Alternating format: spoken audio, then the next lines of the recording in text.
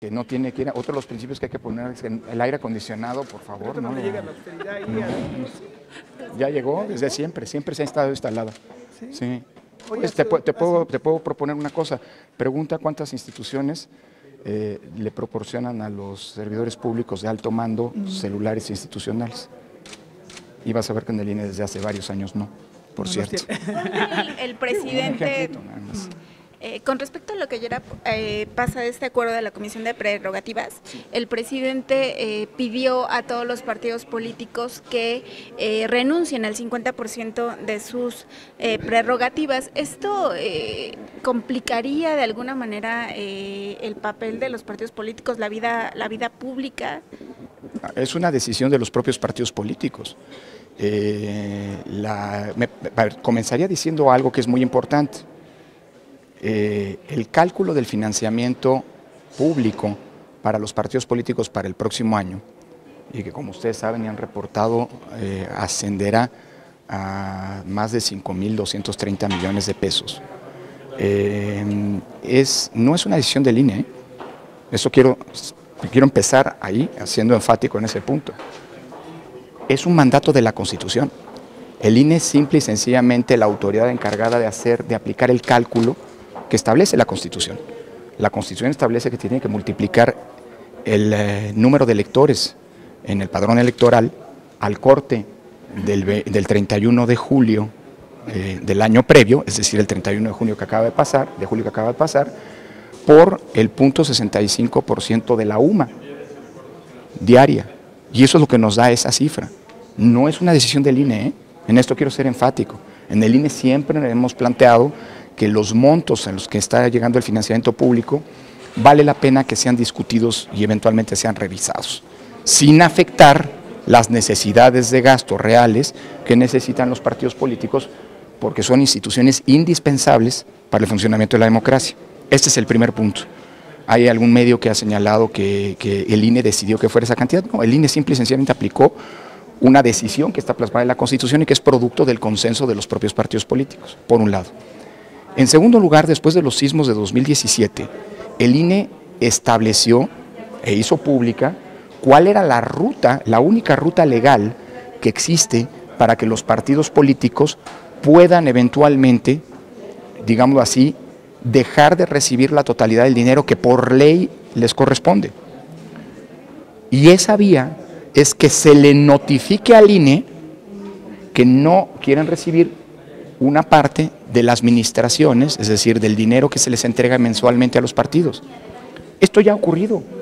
A finales de 2017, algunos partidos nos dijeron que no querían recibir o una parte o la totalidad de las administraciones que les correspondían en los meses, cada mes, y que les entrega el propio Instituto Nacional Electoral a partir de esa base de cálculo establecida en la Constitución. Si eso ocurre, el INE simple y sencillamente no les deposita esa cantidad y la regresa a la tesorería de la Federación. Esa es la única vía legal que existe, que el INE ya ha hecho pública para que esto proceda, pero esto es un asunto que le compete a los propios partidos políticos. Y son los propios partidos políticos los que deben decidir en ejercicio de su autonomía si, digámoslo así, disminuyen o no la recepción del dinero que les corresponde. Dicho eso, lo demás no es una decisión del propio Instituto Nacional Electoral. El INE tiene que cumplir lo que mandata la Constitución. Y los partidos políticos son los que tienen que tener una discusión respecto de los montos que la propia Constitución establece a partir del acuerdo que históricamente han generado, ¿no? Pero es momento de cambiar la fórmula, Lorenzo.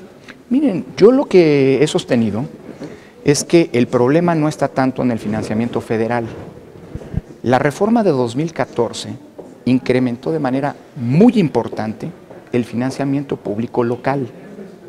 Y ese planteamiento, que tiene que ser producto de un consenso de los partidos políticos, no necesitaría una reforma constitucional. El financiamiento federal sí, porque está establecido en la Constitución en el artículo 41. El financiamiento de los partidos políticos, la base de cálculo para el financiamiento de los partidos políticos con el dinero local, está establecida en la Ley General de Partidos Políticos. Es decir, no se necesitaría cambiar la Constitución. Y yo creo que es mucho, en todo caso, si esa es la decisión de los propios partidos, mucho más fácil plantear eventualmente que se revise ese financiamiento, que no tanto el federal. Pero esa es una discusión, repito, en la que el INE es respetuoso de lo que las fuerzas políticas acuerden, por un lado, o decidan respecto de los dineros que le corresponden por mandato constitucional a cada uno de ellos, ¿no? Porque en lo local vienen a ser casi la misma cantidad que Sí. en lo federal, ¿verdad? Sí, O sea que- sí, en 2019 el financiamiento federal fue de poco más de 4.900 millones, casi 5.000 millones, y en el ámbito local es una cifra similar. Consejero, ¿cumplieron los partidos cuando los sismos que hubo aquí en la Ciudad de México y en Oaxaca, que iban a regresar parte de sus prerrogativas? ¿Cumplieron realmente ese propósito? ¿O Hay quedó algunos en que el aire? hay algunos que devolvieron dinero, pero pues la autoridad electoral juzga si cumplen con la ley, no si cumplen con compromisos morales o públicos. Eso no nos corresponde a nosotros juzgarlo, ¿no? Pero no llevan una estadística de si... No, bueno, lo que le puedo decir, porque pues, los oficios está documentado, es que algunos partidos políticos pidieron que no se les entregaran todas las prerrogativas correspondientes a los últimos meses de 2017, y ese dinero pues, se atendió con la ruta que, o sea, es decir, se atendió esas peticiones y se estableció la ruta que el INE había definido. Es decir, hay partidos que decidieron no recibir todo el dinero y ese dinero se reembolsó a la tesorería de la Federación, pero eso estaba ampliamente documentado. ¿Recuerda quiénes cumplieron? Ahí están vía transparencia se puede pedir. Hay varios partidos, son varios partidos, y no quisiera mencionar alguno porque puedo omitir a alguno. Claro. Y no quisiera que se interpretara como un sesgo. Hubo varios partidos que sí plantearon la devolución de ese dinero. Hubo otros partidos que optaron por rutas distintas, pero esas no son rutas que están establecidas por el Instituto Nacional Electoral. Consejero, en el tema de Baja California, cayó una queja ante el Tribunal Electoral del Poder Judicial de la Federación, pero pues desechó discutir este caso, y a final de cuentas en este momento pues aún no se sabe si va a ser la Suprema Corte de Justicia de la Nación o bien si se va siquiera a publicar en la Gaceta Oficial del Estado. Bueno, ahí hay una decisión que tomó el órgano revisor de la Constitución en el estado de Baja California.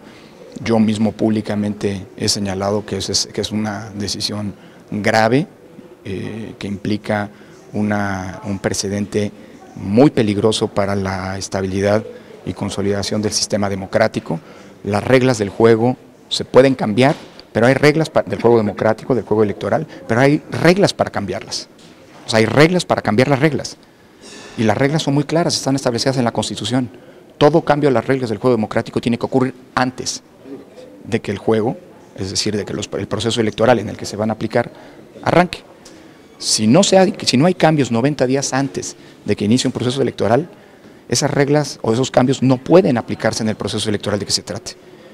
Y eso es taxativo, está establecido por la Constitución en el artículo 105 constitucional, y es absolutamente pertinente porque es la base de la certeza con la que los contendientes y con la que la ciudadanía va a acudir a las urnas. En Baja California ocurrió lo contrario. Los cambios ocurrieron después de que el juego había terminado. Y eso, desde mi punto de vista, es absolutamente violatorio de la Constitución, del principio de certeza y de la lógica misma de un sistema democrático. Pero el INE no es una autoridad que tenga competencia para juzgar el punto. Esa es mi visión personal como constitucionalista y como presidente del órgano electoral. Y hay instancias para que eventualmente esto pueda subsanarse. Hay instancias garantes de la democracia constitucional. Una de ellas es el Tribunal Electoral, pero entiendo que no conoció de una queja porque la persona que la había solicitado no tenía ningún interés legítimo ni jurídico, porque no era un habitante de ese estado, entonces no iba a tener ninguna afectación. Y evidentemente, dado que se trata de una reforma constitucional, desde mi punto de vista, el órgano en todo caso que es competente para revisar el punto es la Suprema Corte de Justicia. Y yo creo que todos los órganos que están legitimados para poder presentar una acción de constitucionalidad deberían actuar en consecuencia, porque aquí de lo que se trata es cuidar al orden de la democracia constitucional, y es una responsabilidad de todos, no nada más de algunos. Gracias.